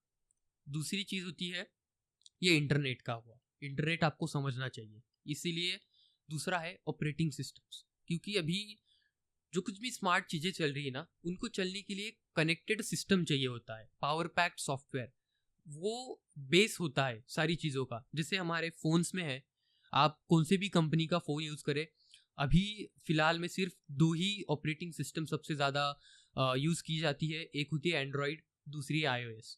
तो एंड्रॉयड है गूगल की तरफ से, iOS है एप्पल की तरफ से। तो आपको जानना है कि ये अलग अलग ऑपरेटिंग सिस्टम में कैसी चीज़ें वर्क होती है। जैसे कि कोई ऐप है, वो iOS में कैसी वर्क होती है, और वैसे ही वो एंड्रॉयड में कैसे वर्क होती है। क्योंकि इन कंपनीज को ना, उनकी ऐप अगर डिज़ाइन करनी है, अगर ये अलग अलग डिवाइस में डालनी है, तो उनको वैसे उनको डिज़ाइन भी करना पड़ता है। जैसे कि आप व्हाट्सएप ही देख ले, जो एंड्रॉयड का व्हाट्सएप होता है और जो iOS का व्हाट्सएप होता है, उसमें काफ़ी अंतर है। वो अंतर इसीलिए है क्योंकि वो अलग अलग ऑपरेटिंग सिस्टम को सूट हो, उनके साथ में स्पेसिफिकली वर्क हो, इसके तरह से डिज़ाइन किए जाते हैं। तो इसलिए आपको वो समझ में आना चाहिए कि कोई भी एप्लीकेशन है, सॉफ्टवेयर है, वो इन अलग अलग ऑपरेटिंग सिस्टम में कैसे वर्क होता है। और उसके साथ में आता है हमारा डेस्कटॉप का ऑपरेटिंग सिस्टम, लैपटॉप वगैरह में जो यूज़ होता है। विंडोज़ की जो हम बात करें, माइक्रोसॉफ्ट की तरफ से आता है। दूसरा आता है एप्पल की तरफ से मैक ओएस। तो ये और दूसरे भी बहुत सारे ऑपरेटिंग सिस्टम्स है, जैसे कि हमारे हैकिंग वर्ल्ड में लिनक्स ऑपरेटिंग सिस्टम यूज़ किया जाता है। तो हालांकि दौर में अगर आपको पूरे की अच्छे तरीके से हैकिंग सीखनी है, एथिकल हैकिंग में जाना है, तो आपको 70% तो यही होता है कि आपको काली लिनक्स जो एक ऑपरेटिंग सिस्टम है जाना माना हैकिंग के दौर में हमारे, वो यूज़ करना पड़ेगा। क्योंकि उसमें जो इनबिल्ट फंक्शंस है, इनबिल्ट टूल्स, बहुत सारे टूल्स आते हैं, सॉफ्टवेयर्स आते हैं, जिनको यूज़ करके आप हैकिंग सीख सकते हो और जो बहुत यूज़फुल होते हैं इस हैकिंग के दौर में। उसी के साथ में आपको नेटवर्किंग की कुछ कंसेप्ट सीखने पड़ेंगे कि अगर हम इंटरनेट की ही बात करें कि इंटरनेट भी एक नेटवर्क का ही हिस्सा है। अभी हम जैसे फ़ोन पे वाईफाई पे कनेक्टेड होते हैं, फ़ोन के इस पे, तो जो आपके वाईफाई पे जितने भी डिवाइसेस कनेक्टेड है, उनका एक कॉमन नेटवर्क होता है। तो अगर आपका कोई इंटरनेट सर्विस प्रोवाइडर है, आईएसपी है, उसके पास एक आईपी एड्रेस होता है जहाँ से वो सेंट्रल नेटवर्क बनाता है, और उसके बाद में आपके जो डिवाइसेस में आते हैं ये सारे सबनेट होते हैं। तो सबनेट में बहुत सारे डिफरेंट डिफरेंट आईपी एड्रेसेस होते हैं और वो सारे कनेक्टेड होते हैं। तो अगर वो जो इंटरनेट प्रोवाइडर है उसके पास आपके सारे जो कुछ भी कनेक्टेड डेटा डिवाइसेस है उनकी इंफॉर्मेशन होती है, ताकि वो जान सके कि कहीं पे इंटरनेट का इशू आ रहा है, कुछ भी आ रहा है, तो उनको पता चल सके। तो ये सारे कनेक्टेड होते हैं। उसी को हम हैकिंग के वर्ड में यूज़ करते हैं। जैसे कि किसी कंपनी में हम कोई एक कंप्यूटर को हैक कर लिए, अगर कोई ऑफिस है उसमें बहुत सारे एम्प्लॉयज़ होते हैं, हमें पता है बहुत सारी सिस्टम चलती है, कंप्यूटर्स है, सर्वर्स है। तो अगर हमें सर्वर जो है, बैकएंड है, वहाँ पे जाना है, तो किसी भी एक सिस्टम को हैक करना पड़ेगा पहले। तो उस सिस्टम के द्वारा हम अलग अलग दूसरे कंप्यूटर्स को एक्सेस कर सकते हैं, क्योंकि वो एक ही नेटवर्क पे कनेक्टेड होते हैं। तो नेटवर्क की जो टर्मिनोलॉजी है, ये जो टेक्नोलॉजी है, ये अगर आप सीख गए तो इसके थ्रू आप बहुत सारे चेनिंग अटैक्स सीख सकते हैं। तो ये भी बहुत, मैं सोचूंगा कि इम्पोर्टेंट है सीखने के लिए बेसिकली। और टूल्स की बारे में बात करें तो टूल बहुत सारे आते हैं, लेकिन जो टेक्निकली सबसे ज़्यादा यूज़ होते हैं वो है हम एक बर्ब स्वीट नाम का टूल आता है। एक पोर्ट्सफिगर नाम की कंपनी है, नामांकित कंपनी है, उसका Burp Suite tool world wide use होता है। सारे सिक्योरिटी प्रोफेशनल्स को यूज़ करते हैं। ये टूल आपके जो क्लाइंट से सर्वर की तरफ डेटा जाता है उसको वो बीच में रोक सकता है, इंटरसेप्ट कर सकता है। और ये हालांकि डेटा को मॉडिफाई नहीं कर सकता, जो अगर इनक्रिप्टेड डेटा हो मॉडिफाई नहीं होगा, लेकिन जो रिक्वेस्ट जाती है उस रिक्वेस्ट को मॉडिफाई कर सकता है। तो हम वही चेक करते हैं कि हम किस हद तक उस डेटा को या रिक्वेस्ट को मॉडिफाई कर सक रहे हैं, और उसको हम मॉडिफाई करके कितनी हद तक चेंजेस कर पा रहे हैं। तो जैसे कि हम अगर कोई पेमेंट कर रहे हैं, कोई वेबसाइट पे पेमेंट गेटवे है, उसको हम इंटरसेप्ट कर रहे हैं, और उसमें अगर हमको प्लेन टेक्स्ट में वो डेटा दिखाई दे रहा है कार्ड वगैरह का, तो हम उसको रिपोर्ट करते हैं, क्योंकि वो डेटा बहुत इंपॉर्टेंट है और वहाँ दिखाई नहीं जाना चाहिए, वो इनक्रिप्ट किया जाना चाहिए और वो इंटरसेप्ट भी नहीं किया जाना चाहिए। तो इसके लिए बर्ब सूट यूज़ होता है। सेकेंड होता है एनमैप, जो नेटवर्क की दुनिया में बहुत बड़ा टूल है। तो ये सिंपली क्या करता है, आपके पास कोई भी आईपी एड्रेस है, उसको हम अगर एनमैप की कैपेबिलिटी से स्कैन करें, उसमें बहुत सारे स्कैन के मॉड्यूल्स आते हैं, बहुत सारे डिफरेंट वेज आते हैं, उनको यूज़ करके हम वो नेटवर्क के बारे में जानकारी निकाल सकते हैं। हर एक नेटवर्क में बहुत सारे पोर्ट्स रहते हैं। पोर्ट मतलब ऐसे समझिए कि एक सेंटर है, जैसे कि कोई कंपनी है, उनके सर्विस सेंटर रहते हैं, और हर एक सर्विस सेंटर के वहाँ पे वो एक अलग अलग सर्विस प्रोवाइड करते हैं। वैसे ही नेटवर्क में पोर्ट्स रहते हैं, वहाँ पे अलग अलग सर्विसेज होस्टेड की जाती है। जैसे कि अगर हम वेबसाइट यूज़ कर रहे हैं, तो कंपनी के नेटवर्क में एक AT पोर्ट होता है। अगर हम कोई भी वेबसाइट पे जा रहे हैं तो हम स्टार्ट में एक वर्ब देखते हैं, HTTP। हाँ, ये एक प्रोटोकॉल है, और वो उसका मानना हाइपर टेक्स्ट ट्रांसफर प्रोटोकॉल बोला जाता है उसको। तो वो प्रोटोकॉल एक 80 पोर्ट नंबर पे होस्ट किया जाता है। तो ये पोर्ट्स पे जो सर्विसेज है वो फिक्स होती है, असाइन की जाती है। तो इनके बारे में भी आपको जानकारी चाहिए। तो एनमैप को यूज़ करके आप किसी भी IP एड्रेस या किसी भी नेटवर्क के जो डिफरेंट पोर्ट्स होते हैं और उन पे कौन कौन सी सर्विसेज अवेलेबल है वो जान सकते हैं। और उसके बाद में फिर बहुत सारे टूल्स है, जैसे कि अगर आप काली लिनक्स में जाएंगे तो आपको तरह तरह के अलग अलग अटैक्स के लिए टूल्स मिलेंगे, तो वो आप एक्सप्लोर कर सकते हैं। मैं बोलूँगा कि ये बेसिक टेक्निक्स और टूल्स है जो आपके नॉलेज को बढ़ा सकते हैं और आपको एक साइबर सिक्योरिटी की करियर के तरफ एक पड़ाव दे सकते हैं। आपने हैकेथॉन भी जीती है, मैंने ऐसे सुना है, और हमारी बात भी हुई इसके बारे में। तो क्या होता है हैकेथॉन और कैसे मतलब इसमें पार्टिसिपेट करना है और कैसा उसका फंक्शनिंग होता है, कुछ बताइए उसके बारे में। तो कैसे होता है कि हैकेथॉन 2 तरीके के होते हैं। उनमें एक होता है जिसमें आपको कोई भी आपकी जो आइडिया है उसको बिल्ड करना है, तो ये होता है सॉफ्टवेयर डेवलपमेंट का हैकेथॉन। इसमें बहुत सारे स्टूडेंट्स आते हैं, प्रोफेशनल्स आते हैं जो अलग अलग चीज़ों को, उनका आइडिया को एक सॉफ्टवेयर में बदल देते हैं। और दूसरा एक होता है जो हमारे हैकिंग वर्ल्ड में जाना चाहता है। वो जो हैकेथॉन्स होते हैं उनको अल्सो CTF भी बोला जाता है, कैच द फ्लैग, जिनमें कि आपको अलग अलग सिस्टम्स मिलती है, एक सॉफ्टवेयर बनाया जाता है जिसको कि आपको हैक करके उसके सर्वर में जाके एडमिन एक्सेस को पाना होता है। और एडमिन एक्सेस पाके उसका जो उसमें एक छोटी सी फाइल होती है उसमें एक फ्लैग रखा होता है जिसकी वजह से कैच द फ्लैग बोला जाता है। वो फ्लैग को आपको सबमिट करना होता है। तो ये 2 तरफ के कॉम्पिटिशन्स होते हैं। तो मैंने हैकेथॉन्स में भी पार्टिसिपेट किया हुआ है, CTF में भी किया होता है जो हमारे हैकिंग वर्ड के हैकेथॉन्स है। तो अगर हम हैकिंग वर्ड के हैकेथॉन्स की बात करें तो उसमें जो CTF होते हैं, अभी तो फिलहाल इनके लिए कोई ऐसा प्लेटफॉर्म नहीं है, फिर भी कुछ कुछ फेमस CTF होते हैं। बहुत सारी कंपनीज है ये CTF ऑर्गेनाइज करती है। तो उनमें कैसे होता है कि आपको 2 तरफ के CTF होते हैं। एक तो कुछ CTF होते हैं वो सिर्फ स्टूडेंट्स के लिए होते हैं, यूनिवर्सिटी CTF बोला जाता है। दूसरे होते हैं कि जो सारे लोगों के लिए है, हैकर हो चाहे फिर प्रोफेशनल्स हो, तो कोई भी उसमें पार्टिसिपेट कर सकता है। तो मैंने जब मैं मेरे इंजीनियरिंग के दौर में था तब मैंने बिल्डिंग हैकेथॉन्स में भी पार्टिसिपेट किया हुआ था, क्योंकि तब मैं बहुत सारी कम्युनिटीज़ को एक्सप्लोर कर रहा था जो कि ऑल ओवर वर्ल्ड में डिफरेंट ग्रुप्स है, लोगों के टेक्निकल ग्रुप्स है, उसमें कम्युनिटीज़ है। वो कम्युनिटीज़ ऐसे हैकेथॉन्स ऑर्गेनाइज करती थी, तो उन लोगों से कनेक्ट करने के लिए मैं हैकेथॉन्स में पार्टिसिपेट करता था। वहाँ पे मैंने बहुत सारी चीज़ें बिल्ड भी की। मेरे कुछ दोस्त थे, उनके साथ हम 2-3 लोगों की टीम थी, उसमें हम अच्छे प्रोडक्ट्स बनाते थे और हमने उसमें प्राइजेस भी जीते। इसमें हालांकि इंटरनेशनल कॉम्पिटिशन्स भी हुए थे। एक नामांकित कंपनी है MLH नाम से, मेजर लीग हैकिंग, जो ऐसे competitions all over the world organise करती है। तो उन्हीं के बहुत सारे हैकेथॉन्स में हमने पार्टिसिपेट किया था। कुछ प्लेटफॉर्म्स आते हैं, एक होता है डेवपोस्ट नाम से, एक होता है डेवफोलियो नाम से। तो ये प्लेटफॉर्म में आपको ये जो कुछ भी जानकारी चाहिए हैकेथॉन्स के बारे में, अभी वर्ल्ड वाइड जितने भी हैकेथॉन्स चल रहे हैं वो वहाँ पे अवेलेबल होते हैं, जिनको कि आप अगर ऑनलाइन हैकेथॉन है वर्चुअल, दूसरा होता है कि इन पर्सन हैकेथॉन मान लीजिए, तो ये दोनों की भी जानकारी वहाँ पे अवेलेबल है। आप वहाँ पे जा सकते हैं, डेवपोस्ट या फिर डेवफोलियो, इनकी वेबसाइट पे जाके आप वहाँ पे उसकी जानकारी देख सकते हैं। वहाँ पे आपको सब जानकारी दी जाएगी कि ये स्टूडेंट के लिए है, प्रोफेशनली के लिए है, एज ग्रुप या फिर कोई कंट्रीज़ के लिए है स्पेसिफिक, और ये किसके आधारित है। जैसे कि किसी हैकेथॉन में आपको सोशल कॉज के ऊपर कुछ बनाना होता है, जैसे कि हमने अलग अलग तरीके के ट्रैक्स होते हैं, उनके बेस पे बहुत सारी चीज़ें बनाई हुई है। तो ये है बिल्डिंग हैकेथॉन। दूसरा है CTF जो मैंने बात की कंपनीज करती है। इनमें होता है कि यूनिवर्सिटी CTF में मैंने बहुत सारे पार्टिसिपेशन किया हुआ है। वहाँ पे हम टीम बनाते थे। एक तो होता है सोलो, या फिर आप कुछ हैकेथॉन में होता है कि टीम में ही आप कर सकते हैं। अगर आपको पार्टिसिपेशन करना है तो फिर आप टीम बनाइए।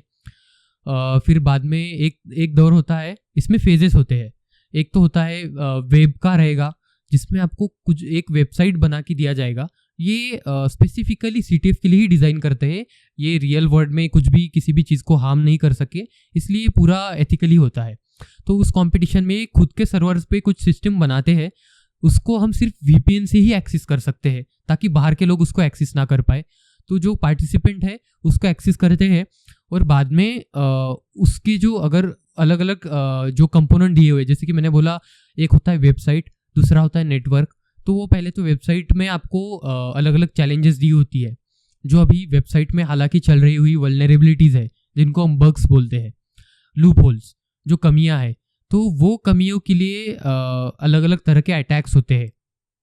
कुछ कॉमन अटैक्स की बात करूँ तो एक होता है एक्सेसेस नाम से, क्रॉस साइट स्क्रिप्टिंग, जो सबसे ज़्यादा यूज़ किया जाता है, जिसको यूज़ करके हम किसी भी व्यक्ति का जो सेशन है, सेशन मतलब अगर आप किसी भी वेबसाइट पे लॉगिन करते हैं तो आपका एक सेशन आईडी बनाया जाता है, ताकि आप जब तक उस वेबसाइट पे लॉगिन है तब तक आपकी जानकारी उस पर बनी रहे, उसका अकाउंट आपका दिखाए। जैसे आप मान लीजिए कोई ई कॉमर्स की वेबसाइट पे जाते हैं, अमेज़न हो, फ्लिपकार्ट हो, वहाँ पे लॉगिन करते हैं, कुछ देर तक आप उसको यूज़ करते हो, फिर आपको लॉग आउट करना पड़ता है।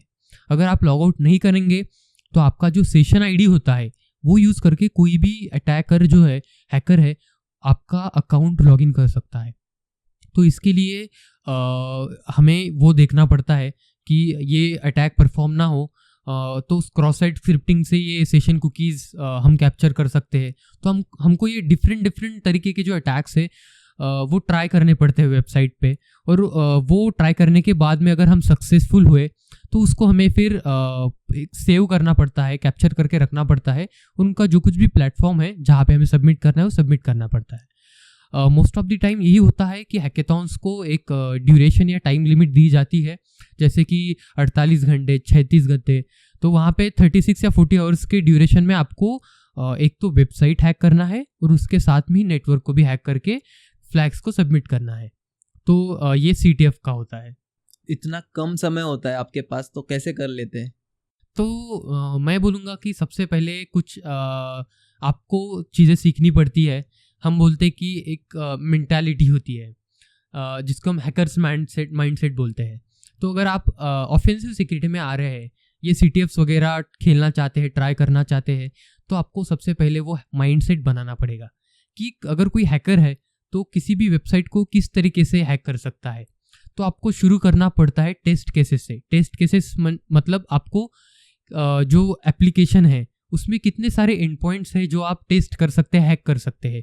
तो उसको हम टेस्ट केसेस की अलावा टेस्ट केसेस को बना के पूरा मैप करते हैं कि वेबसाइट में हमें एक लॉगिन पेज है, उसके बाद में अकाउंट सेक्शन है, उसके बाद में कुछ प्रोडक्ट्स है, उनके सर्विसेज है।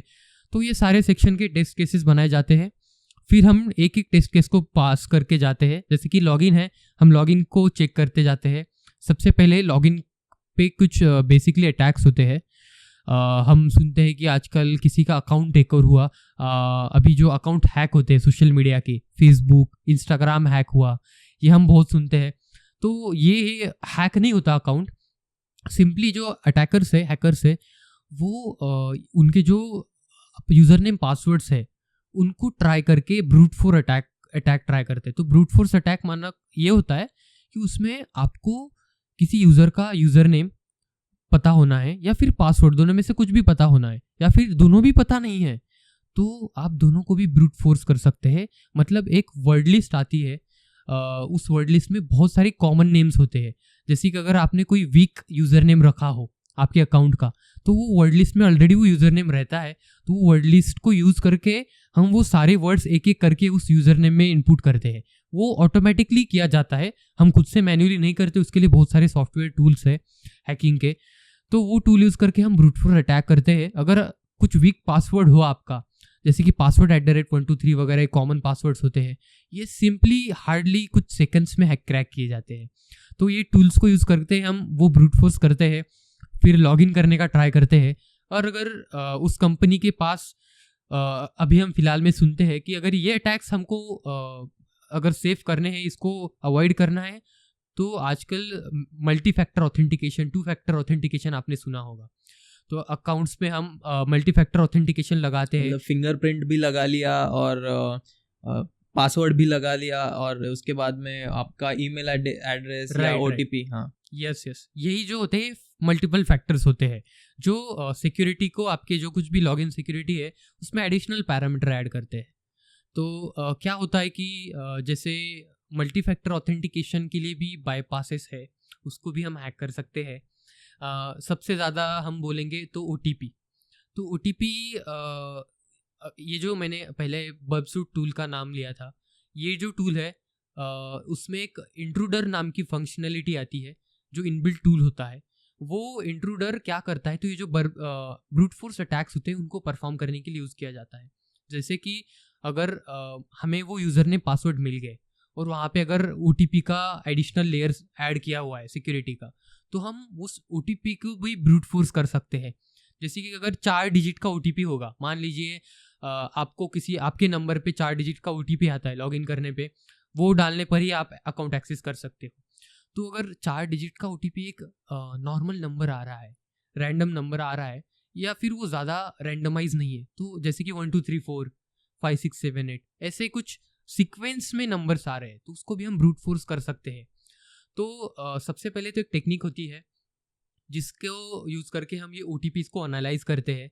उसके लिए हम खुद का अकाउंट, जैसे कि कुछ भी हम टेस्टिंग करते हैं लॉगिन का, तो हम क्या करते हैं, सबसे पहले उस वेबसाइट या सॉफ्टवेयर पे हमारा अकाउंट बनाते हैं और फिर खुद के अकाउंट से ट्राई करते कि वो फंक्शनलिटी वर्क कैसे होती है। तो हैकिंग में सबसे पहले आपको जानना होता है चीज़ें नॉर्मली कैसे वर्क कर रही है, उसके बाद में ही आप उसको मैनिपुलेट करके हैक कर सकते हो, ताकि डिफरेंस क्या है वो जानना है। तो लॉगिन फंक्शनलिटी नॉर्मली में आपको OTP कैसा आ रहा है, तो हम वो ट्रैक करते हैं। जैसे कि मैं अगर खुद का अकाउंट लॉगिन करूँ, मुझे OTP आया, मैं देखता हूँ, मैं 10 एक बार लॉगिन करके ट्राई करता हूँ कि OTP आ कैसा रहा है, OTP का सीक्वेंस तो नहीं आ रहा। जैसे कि अगर हम मान लीजिए 5674 नंबर आया था एक बार OTP, सेकेंड टाइम आपने बुलाया तो 5675 आया, तो बस एक नंबर इंक्रीमेंट होके आया। तो ऐसे कंडीशन में हम फिर वो एनालाइज करके अगर हमें पता चले तो हम एक लिस्ट बनाते हैं। लिस्ट भी बनाने की ज़रूरत नहीं है, इंट्रूडर टूल में ऑलरेडी बहुत सारे ऑप्शंस आते हैं जिससे आप नंबर की लिस्ट जो है वो ऑटोमेटिकली बना के वहाँ पे डालता जाता है OTP के पैरामीटर में, और हमें OTP बाईपास करके देता है।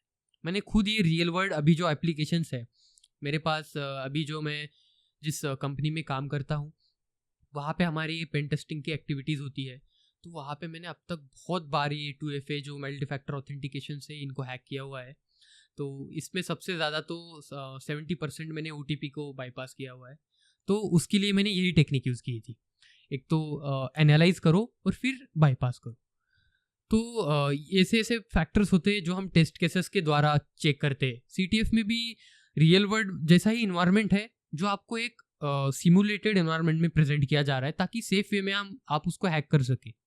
तो हम वहाँ पे फिर लॉगिन को चेक करते हैं, फिर उस एप्लीकेशन की फंक्शनैलिटीज़ को चेक करते हैं। सेकेंड मोस्ट हम इंजेक्शन अटैक्स ट्राई करते हैं। इंजेक्शन अटैक्स में ये होता है कि जैसे आपने माना कि किसी वेबसाइट पे किसी ने खुद का पेज डाल दिया, जो होम पेज है वहाँ पे कुछ इन्फॉर्मेशन डाल दी, जैसे कि अगर मैंने कहीं पे हैक कर लिया कोई पेज या ट्राई कर लिया, मान लीजिए कोई अटैकर है, हैकर है, उसने हमारी किसी गवर्नमेंट की वेबसाइट को हैक किया और वेब पेज पे खुद का हैक बाय वगैरह ऐसा कुछ बना के पेज डाल दिया होता है। जैसे कि हालांकि हम देखते हैं हैक करने पे हैकर उनके इम्प्रिंट्स छोड़ देते हैं।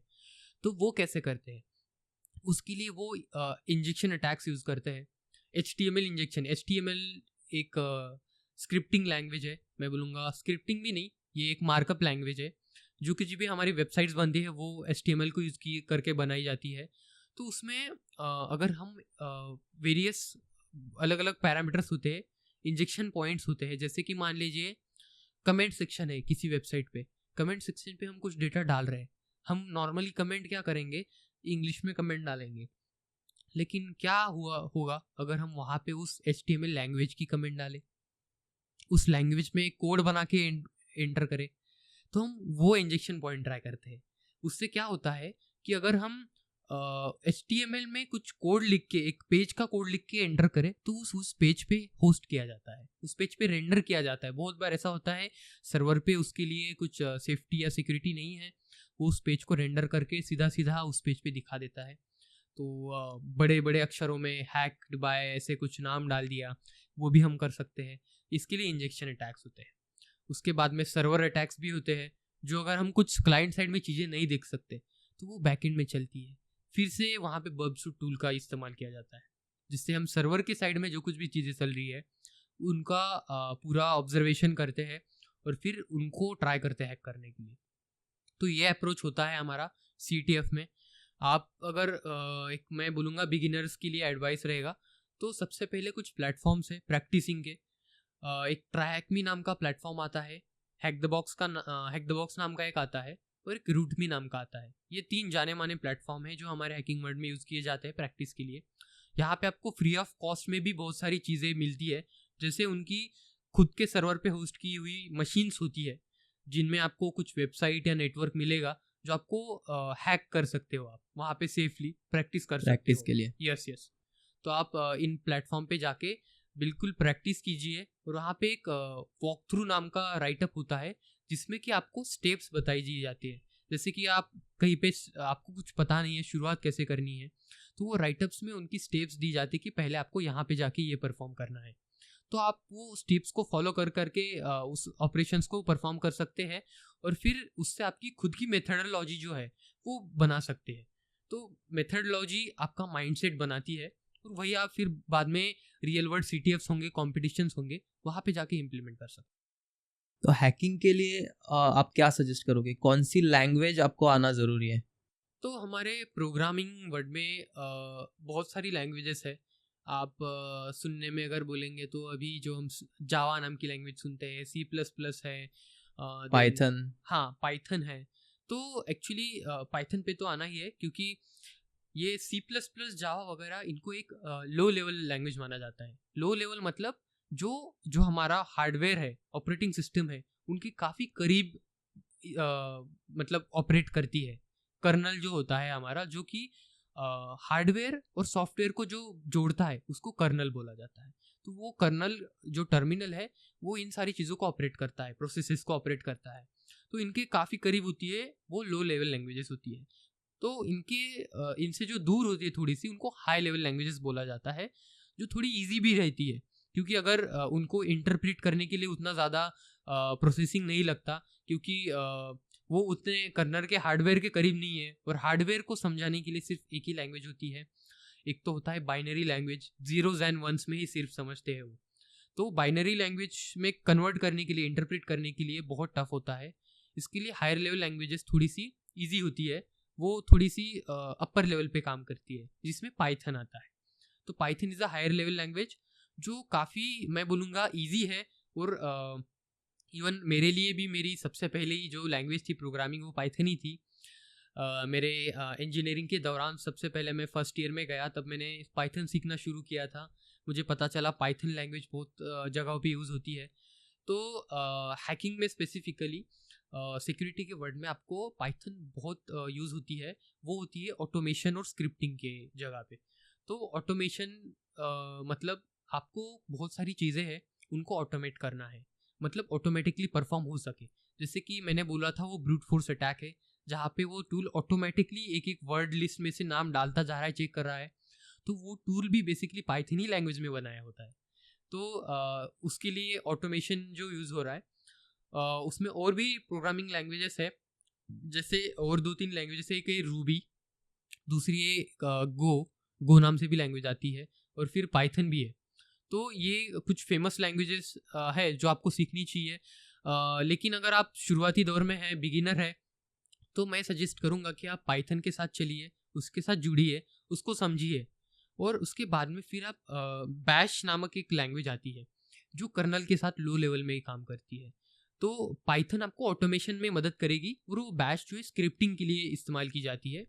वो बहुत टेक्निकल टर्म है मैं बोलूँगा, तो सीधे आसान शब्दों में उसको थोड़ा सा समझाना बहुत मुश्किल है। तो ऐसे ही समझ लीजिए कि वो बहुत लो लेवल पे काम करती है आपके ऑपरेटिंग सिस्टम के साथ, इसलिए वो आपको आना बहुत इम्पोर्टेंट है। बैश आपके लिनक्स जो हमारा लिनक्स ऑपरेटिंग सिस्टम में है, उसमें यूज़ की जाती है, तो आपको वो सीखनी पड़ेगी। और दूसरी जो विंडोज़ ऑपरेटिंग सिस्टम में हमारे जो नॉर्मल लैपटॉप्स में होता है, उसमें पावरशेल नामक एक लैंग्वेज आती है जो बैश के जैसे ही होती है, स्क्रिप्टिंग के लिए यूज़ की जाती है, वो एक सीखनी पड़ेगी। तो मैं बोलूँगा ये 3 लैंग्वेजेस जो है प्रोग्रामिंग की, ये अगर आप इन पे अगर आपका एक जोड़ बना लेते हैं, ग्रिप बना लेते हैं, तो आप हैकिंग वर्ल्ड में बहुत अच्छे से सक्सेस बना सकते हैं, और इसमें आप आगे बढ़ सकते हैं। तो वैभव, मुझे बताइए कि हैकिंग के भी कुछ लॉज होते हैं, एथिक्स होते हैं, कैसे मतलब आप फॉलो कर सकते हैं इन प्रोटोकॉल्स को, कुछ होता है उसका लिस्ट? ज़रूर होता है, क्योंकि अगर हम देखें, हैकिंग एक बहुत क्रूशियल चीज़ है। अगर ये कोई आप बैड इंटेंशन के साथ करते हैं तो इसके दुष्परिणाम बहुत हो सकते हैं। तो इसके लिए इस पे बहुत सारे लॉज और स्टैंडर्ड्स बनाए हुए हैं।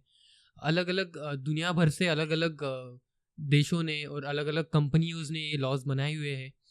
उन लॉज को आपको फॉलो करना पड़ता है। तो कुछ पहले तो गाइडलाइंस है जो कि एक लो लेवल पे काम करती है। उसके बाद में आते हैं रेगुलेशंस जो थोड़े से अपर लेवल पे करते हैं। फिर आते हैं स्टैंडर्ड्स जो कि नामांकित होते हैं, और वो मतलब गाइडलाइंस है, वो एक कंपनी के अंदर ही काम कर रही है। जैसे कि समझिए, आप किसी कंपनी में काम करते हैं, वहाँ पे आपको बहुत सारी पॉलिसीज़ होती है और गाइडलाइंस होती है जिनको फॉलो करना पड़ता है। तो वो सिर्फ एक कंपनी के अंदर ही होती है, वो बाहर नहीं होती। तो जो लो लेवल पे होते हैं वो गाइडलाइंस, उसके बाद में आते हैं रेगुलेशंस जो थोड़े बड़े लेवल पे, जैसे कि अगर कोई हेल्थ सेक्टर की कंपनीज है, उन पे एक गाइडलाइन चल रही है, वो सारे कॉमन हेल्थ केयर कंपनीज को फॉलो करनी पड़ती है। उसके बाद में आते हैं स्टैंडर्ड जो कि बड़े सेक्टर को टारगेट करती है। अगर हम ग्लोबली समझ लीजिए, अगर हम कोई स्टैंडर्ड बना लेते हैं, डेटा स्टैंडर्ड्स होते हैं। आपको अगर पता हो, जैसे हमारा पर्सनल, मैंने बोला पीआई इंफॉर्मेशन बहुत सेंसिटिव होता है, ये कहीं पे नहीं जाना चाहिए।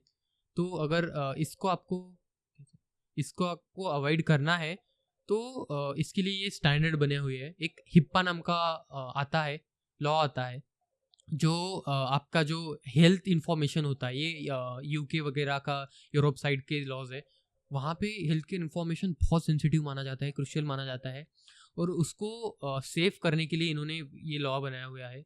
हिप्पा के साथ में एक जीडीपीआर का भी लॉ होता है, ग्लोबल डेटा प्रोटेक्शन रेगुलेशन।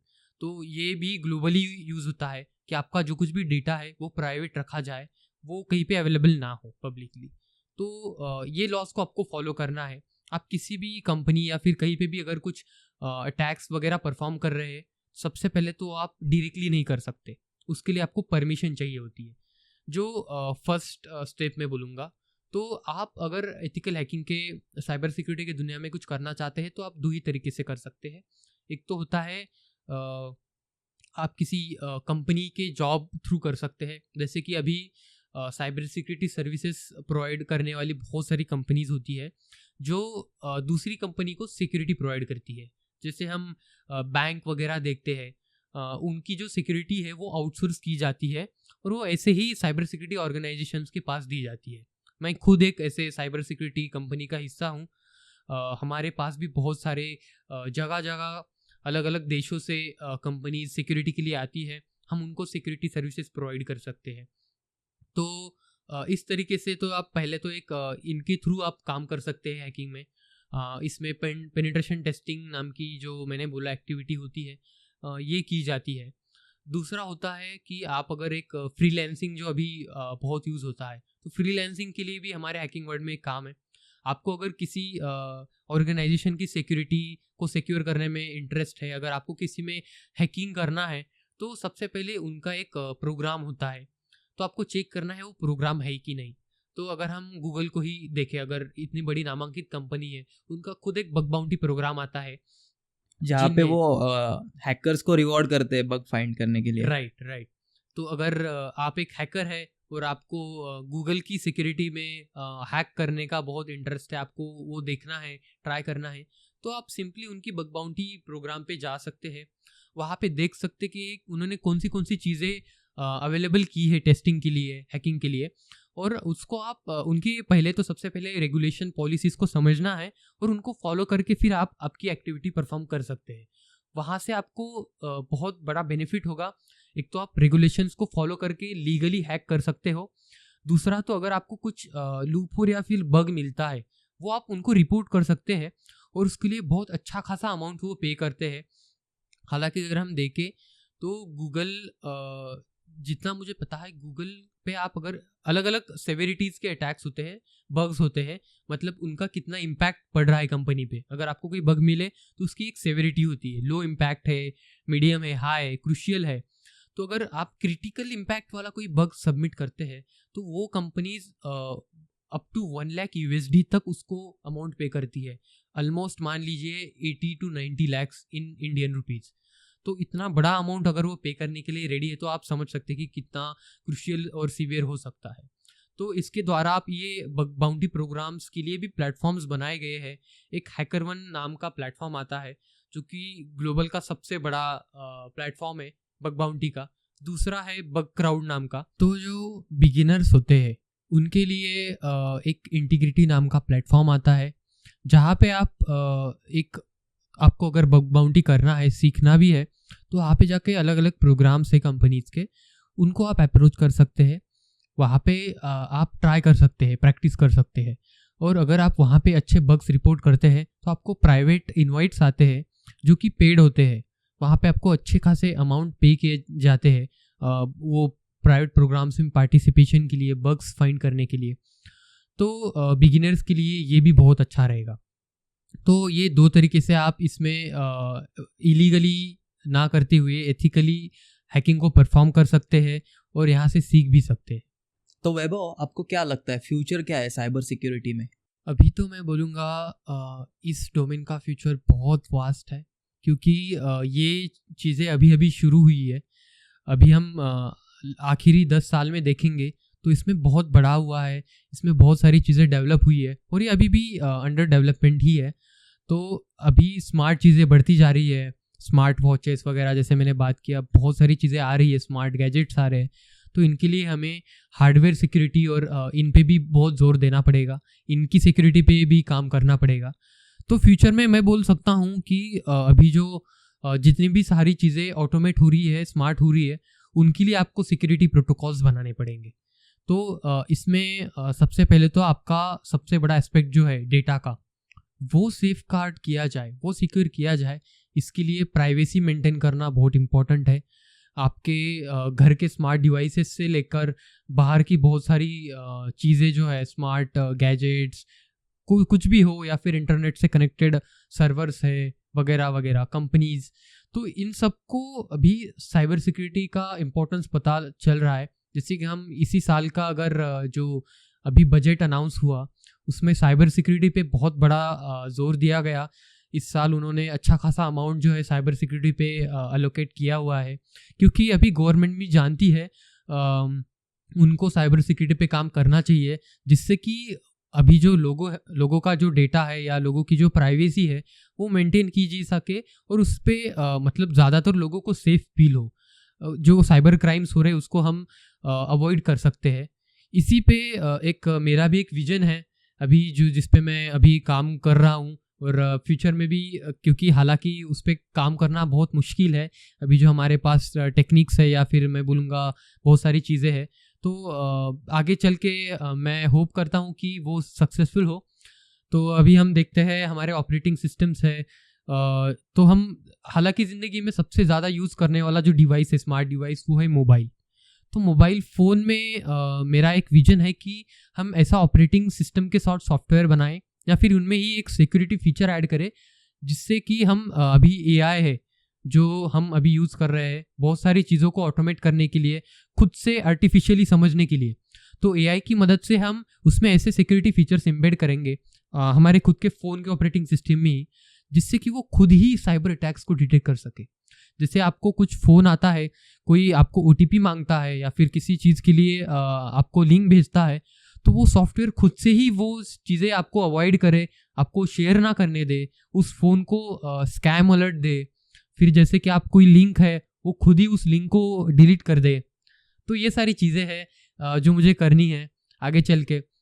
इसमें एक और चीज़ आती है सैंडबॉक्स नाम की, जिसमें कि हम अभी जितने भी सॉफ्टवेयर है, अभी हम ईमेल का ही कंसिडर करते हैं।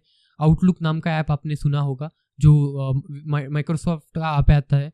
हम देखते हैं कि ईमेल के द्वारा बहुत सारे स्कैम्स होते हैं, बहुत बड़े जी। तो वहाँ पे जो फिशिंग के स्कैम होते हैं वो लिंक द्वारा किए जाते हैं। तो उनको अवॉइड करने के लिए आउटलुक का एक फीचर आता है, वो उसमें एक सैंडबॉक्स होता है। वो कोई भी लिंक आता है, कोई भी ईमेल आता है, तो आपकी इनबॉक्स में जाने से पहले वो सैंडबॉक्स के एक एनवायरनमेंट में जाता है, जहाँ पे वो सारे लिंक्स खुद से ओपन करता है। वो खुद से ओपन करता है कि लिंक सिक्योर है कि नहीं। अगर वो सेफ है तभी वो इनबॉक्स में सेंड करता है, नहीं तो वो उसको जंक में डाल देता है। तो ये जो फिल्टर्स है ये मैं सारी जगह पे इम्प्लीमेंट करना चाहता हूँ, जिससे कि अगर कुछ हार्मफुल चीज़ें हो वो उस सैंडबॉक्स में ओपन करके चेक की जा सके और बाद में वो आपको अवेलेबल हो। अगर वो सेफ नहीं है तो वो वहीं पे डिस्ट्रॉय की जा सके। तो अगर ये विजन है मेरा कि अगर ये ऑपरेटिंग सिस्टम में आए ये सारा फीचर, तो आगे चल के अगर हम लोगों को एजुकेट तो कर सकते हैं कि, लेकिन स्टिल सारे लोगों के टेक्निकल चीज़ें समझाना बहुत मुश्किल है। अलग अलग लोगों के बैकग्राउंड्स होते हैं, उनको अभी उसकी रोज़ की ज़िंदगी को समझ के इन सारी चीज़ों का ऐड अप करना बहुत मुश्किल है। इसलिए हम अगर ये इनबिल्ट ही चीज़ें ऐड करके दें तो ये बहुत हेल्प कर सकता है, उनकी भी मदद कर सकता है सेफ रहने में। बहुत खूब, बहुत खूब। और हम ऐसी कामना करते हैं कि आप ये आपके जो एंडेवर से आने वाले उन सब चीज़ों में कामयाब हो। और हैकिंग एक या इथिकल हैकिंग एक ऐसा सब्जेक्ट है जो हम बात करते ही रह सकते हैं, तो हमें ज़रूर इसके बारे में और एक एपिसोड ज़रूर बनाना चाहिए। और अभी हम शो के एंड में आ चुके हैं, तो जाते जाते अगर आप व्यूअर्स को कुछ टिप्स देना चाहें तो प्लीज़। मैं बोलूँगा कि अभी जो है आपको बहुत सारी चीज़ें सीखनी है। एथिकल हैकिंग के वर्ड में आपको अगर इंटरेस्ट है, आपको आना है, तो सबसे पहले आप थोड़ा एक पहले से ही पाथ बना के चलिए। अभी नेटवर्किंग जो मैंने बोला, चीज़ों को समझना, मैं जान सकता हूँ कि अभी ये बहुत सारी चीज़ें समझना मुश्किल हो सकता है। शुरुआत के दौर में आपको ये चीज़ें बहुत पहले से ही समझना पड़ता है, तो उसके लिए आपको एक अच्छा मेंटरशिप होना बहुत इम्पोर्टेंट है। क्योंकि मैंने खुद भी मुझे बहुत इसमें देर हुई थी, काफ़ी आगे जाने के बाद मुझे एक मेंटोर का सपोर्ट मिला। उसके बाद में उनकी मेंटरशिप के अंडर मैंने बहुत सारी चीज़ें सीखी। और इसी ब्लेसिंग के साथ में लास्ट ईयर MLH जो ऑर्गेनाइजेशन है जिसमें हम हैकाथॉन्स वगैरह पार्टिसिपेट करते थे, उनकी तरफ से मैं ग्लोबली वर्ल्ड के टॉप 50 हैकर्स में नामांकित हुआ। और इसके थ्रू मैंने भी थोड़ा बहुत कंट्रीब्यूशन, जो हम बोलते हैं कि गिव बैक टू कम्युनिटी, ये हमारा एक होता है कि आपने अगर वहाँ से सीखा है तो उसी को वापस देना है।